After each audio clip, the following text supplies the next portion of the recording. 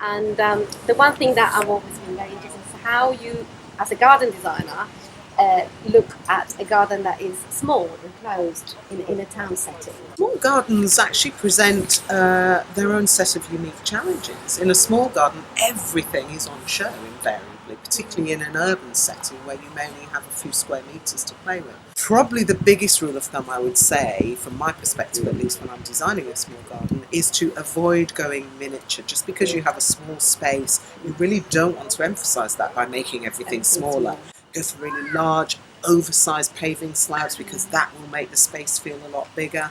And don't forget the vertical. Go up because you have fences, you have garden walls, and so you can do some fabulous things. You can fit an awful lot more into a small space than perhaps you might initially think, and that's what a good garden design should deliver for you. In terms of the low maintenance, we get a lot of. Which one would you say are your tips for a low maintenance garden?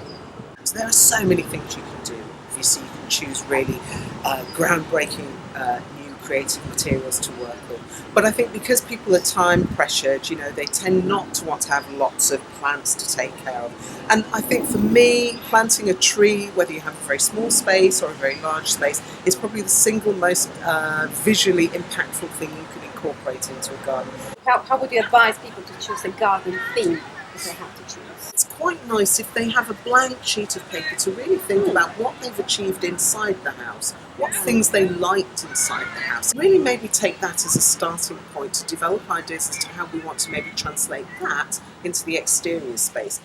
Well, thank you, Christine. I always learn so much talking to this lady, and it's been, really enjoyable speaking with you. Thank you. Fabulous. Likewise. Thank you, Sandra.